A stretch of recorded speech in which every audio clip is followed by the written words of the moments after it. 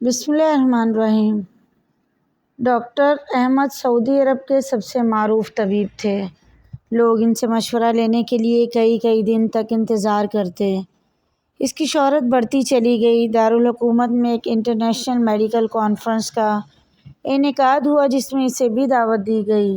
اس کی خدمات کے پیش نظر فیصلہ ہوا کہ وہ اس کانفرنس میں نہ صرف کلیدی مقالہ پڑھے گا بلکہ اس موقع پر اسے اعزازی شیلڈ اور سرٹیفکیٹ بھی دیا جائے گا۔ ڈاکٹر احمد اپنے گھر سے ایئرپورٹ کی طرف روانہ ہوا۔ وہ بڑا خوش اور پرسکون تھا۔ آج شام اس کی تکریم اور عزت کی جانے والی تھی۔ اس کا سوچ کر وہ اور بھی زیادہ آسودہ ہو گیا۔ ایئرپورٹ پر وہ معمول کی چیکنگ کے بعد فوراً ہی ہوائی جہاز میں سوار ہو گیا۔ اس کی فلائٹ وقت کے مطابق پرواز کر گئی۔ کوئی آدھ پون گھنٹے کے بعد ایئر ہوسٹس نے اعلان کیا، ہم معذرت خواہ ہیں کہ طیارے میں فنی خرابی کے باعث ہم قریبی ایئرپورٹ پر اتر رہے ہیں۔ ہمارے پاس اس کے سوا کوئی چارہ کار نہیں۔ فلائٹ بغیر کسی رکاوٹ اور حادثے کے قریبی ایئرپورٹ پر اتر گئی۔ مسافر جہاز سے اتر کر انتظار کرنے لگے۔ تھوڑی دیر کے بعد ایئرپورٹ اتھارٹی نے اعلان کیا، خواتین و حضرات، انجینئرز نے بتایا ہے کہ فنی خرابی کے درست ہونے کا فوری طور پر کوئی امکان نہیں، لہٰذا مسافروں کے لیے متبادل طیارے کا انتظام کیا جا رہا ہے۔ یہ طیارہ کب آئے گا کسی کو معلوم نہ تھا۔ تھوڑی دیر بعد نیا اعلان ہوا کہ متبادل طیارہ کل ہی آ سکتا ہے۔ ہم اس زحمت کے لیے معذرت خواہ ہیں، اب آپ کو ہوٹل پہنچا دیا جائے گا۔ ڈاکٹر احمد کے لیے یہ اعلان نہایت تکلیف دہ اور پریشان کر دینے والا تھا۔ آج رات تو اس کی زندگی کی نہایت اہم رات تھی۔ وہ کتنے ہفتوں سے اس رات کا انتظار کر رہا تھا۔ وہ کرسی سے اٹھا اور ایئرپورٹ کے اعلیٰ افسران کے پاس جا پہنچا۔ اپنا تعارف کرایا اور کہا کہ میں انٹرنیشنل لیول کا ڈاکٹر ہوں، میرا ایک منٹ قیمتی ہے۔ مجھے آج رات دارالحکومت میں مقالہ پڑھنا ہے۔ پوری دنیا سے مندوبین اس سیمینار میں شرکت کے لیے آئے ہوئے ہیں اور آپ لوگ ہمیں یہ خبر سنا رہے ہیں کہ متبادل طیارہ 24 گھنٹے کے بعد آئے گا۔ متعلقہ افسر نے اسے جواب دیا، ڈاکٹر صاحب، ہم آپ کی عزت اور قدر کرتے ہیں۔ ہمیں آپ کی اور دیگر مسافروں کی مشکلات کا اندازہ ہے، لیکن یہ ہمارے بس کی بات نہیں اور نیا طیارہ فوری طور پر فراہم کرنا میرے بس میں نہیں۔ البتہ وہ شہر جہاں آپ کو کانفرنس میں شرکت کے لیے جانا ہے، یہاں سے بذریعہ کار صرف 3-4 گھنٹے کی مسافت پر ہے۔ اگر آپ کو بہت جلدی ہے تو ایئرپورٹ سے کرائے پر گاڑی حاصل کریں اور خود ڈرائیو کرتے ہوئے متعلقہ شہر پہنچ جائیں۔ ڈاکٹر احمد لمبی ڈرائیونگ کرنا پسند نہ کرتا تھا، مگر اب یہ مجبوری تھی، اس کے پاس کوئی متبادل راستہ تھا ہی نہیں۔ اس نے متعلقہ آفیسر کے مشورے کو پسند کیا اور ایئرپورٹ سے کار کرائے پر لے کر متعلقہ شہر کی جانب روانہ ہو گیا۔ ابھی کچھ ہی فاصلہ طے کیا تھا کہ اچانک موسم خراب ہونا شروع ہو گیا اور دیکھتے ہی دیکھتے زوردار بارش شروع ہو گئی۔ ہر طرف اندھیرا چھا گیا۔ موسم کی خرابی کی وجہ سے اسے اندازہ ہی نہ ہوا کہ وہ کس سمت جا رہا ہے۔ 2 گھنٹے تک وہ مسلسل چلتا گیا۔ بالآخر اسے یقین ہو گیا کہ وہ راستے سے بھٹک چکا ہے۔ اب اسے بھوک اور تھکاوٹ کا احساس بھی بڑی شدت سے ہونے لگا۔ اس نے سوچا تھا 3-4 گھنٹے کا ہی تو سفر ہے۔ اس نے اپنے ساتھ کھانے پینے کی کوئی چیز بھی نہ لی تھی۔ اب اسے ایسے ٹھکانے کی تلاش تھی جہاں اسے کھانے پینے کی کوئی چیز مل سکے۔ وقت تیزی سے گزر رہا تھا۔ چاروں طرف رات کا اندھیرا بھی چھا چکا تھا۔ ایک چھوٹے سے گاؤں کے پاس سے گزرتے ہوئے اس نے غیر شعوری طور پر اپنی گاڑی ایک چھوٹے سے گھر کے سامنے روک دی۔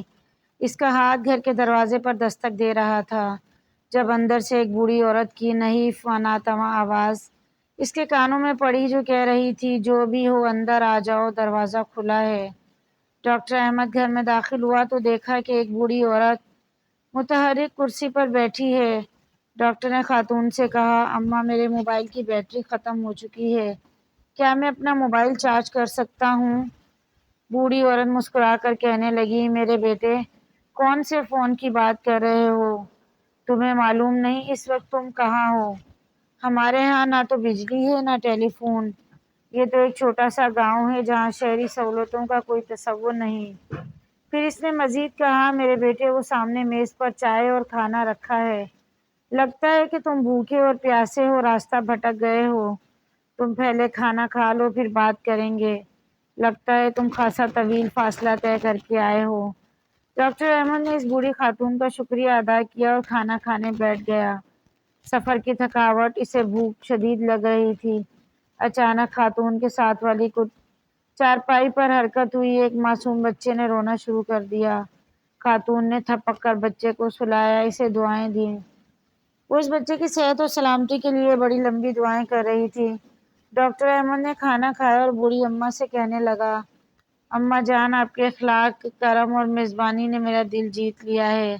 آپ لمبی لمبی دعائیں مانگ رہی ہیں، امید ہے اللہ تعالیٰ آپ کی دعائیں ضرور قبول کرے گا۔ وہ بوڑھی گویا ہوئی، میرے اللہ نے میری تمام دعائیں سنی اور قبول کی ہیں، مگر ہاں ایک دعا باقی ہے جو میرے ضعیف ایمان کی وجہ سے پوری نہیں ہوئی۔ تم تو مسافر ہو، دعا کرو کہ پوری ہو جائے۔ ڈاکٹر احمد کہنے لگا، اماں وہ کون سی دعا ہے؟ میں آپ کے بیٹے کی طرح ہوں، مجھے بتائیں، اللہ نے چاہا تو میں اسے ضرور کروں گا، آپ کی جو مدد میرے بس میں ہوگی۔ خاتون کہنے لگی، میرے عزیز بیٹے، وہ دعا اور خواہش میرے اپنے لیے نہیں بلکہ اس یتیم بچے کے لیے ہے جو میرا پوتا ہے۔ اس کے ماں باپ کچھ عرصہ پہلے فوت ہو چکے ہیں۔ اسے ہڈیوں کی ایک بیماری ہے جس کی وجہ سے چلنے پھرنے سے معذور ہے۔ میں نے قریبی حکیموں سے اس کے بڑے علاج کرائے ہیں، مگر تمام اتباع اس کے علاج سے عاجز آ گئے ہیں۔ لوگوں نے مشورہ دیا ہے کہ اس ملک میں ایک ہی ڈاکٹر ہے جو اس ہڈیوں کے علاج کا ماہر ہے، اس کی شہرت دور دور تک ہے۔ وہ بڑا مانا ہوا سرجن ہے، وہی اس کا علاج کر سکتا ہے، مگر وہ تو یہاں سے بہت دور رہتا ہے۔ پھر سنا ہے مہنگا بھی بہت ہے، اس تک پہنچنا کوئی آسان کام تو نہیں۔ تم میری حالت تو دیکھ ہی رہے ہو، میں بوڑھی جان ہوں، کسی بھی وقت بلاوا آ سکتا ہے۔ مجھے ڈر ہے کہ میرے بعد اس بچے کی نگہداشت کرنے والا کوئی نہیں ہوگا۔ میں اللہ تعالیٰ سے ہر وقت دعا کرتی ہوں کہ وہ کوئی سبب پیدا کر دے کہ اس بچے کا اس ڈاکٹر سے علاج ہو سکے۔ عین ممکن ہے اس یتیم بچے کو شفا اسی ڈاکٹر کے ہاتھوں سے مل جائے۔ اس کا نام ڈاکٹر احمد ہے۔ یہ سنتے ہی ڈاکٹر احمد اپنے جذبات پر قابو نہ پا سکا۔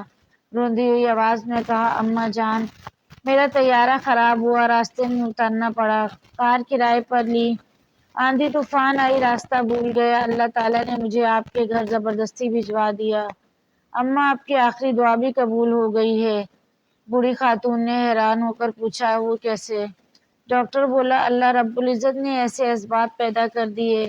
وہ ہڈیوں کا ڈاکٹر خود چل کر آپ کے گھر آ گیا ہے۔ وہ ڈاکٹر احمد میں ہی ہوں، میں آپ کے پوتے کا علاج کروں گا۔ یہ سن کر وہ بوڑھی خاتون سجدے میں گر گئی، روتی جاتی اور اللہ کا شکر ادا کیے جاتی۔ اللہ تعالیٰ جب کسی بندے کی سنتا ہے تو خود ہی اسباب پیدا کر دیتا ہے اور پھر ساری کائنات کو اس کا عمل کرنے میں لگا دیتا ہے۔ اللہ تعالیٰ زمین و آسمان کی مختلف قوتوں کو کام میں لا کر بوڑھی اماں کی دعا کو پورا کرنے میں لگا دیا۔ ارشاد باری تعالیٰ ہے، بھلا کون بے قرار کی دعا کو قبول کرتا ہے، کون اس کی تکلیف کو دور کرتا ہے، اور کون تم کو زمین میں جانشین بناتا ہے؟ یہ سب کچھ خدا کرتا ہے۔ تو کیا اللہ کے ساتھ کوئی اور معبود بھی ہے؟ ہرگز نہیں، مگر تم بہت کم غور کرتے ہو۔ سورۃ النمل۔ مزید ایسی ویڈیوز کے لیے چینل کو ضرور سبسکرائب کیجیے۔ ویڈیو پسند آئے تو لائک، شیئر، کمنٹ کریں۔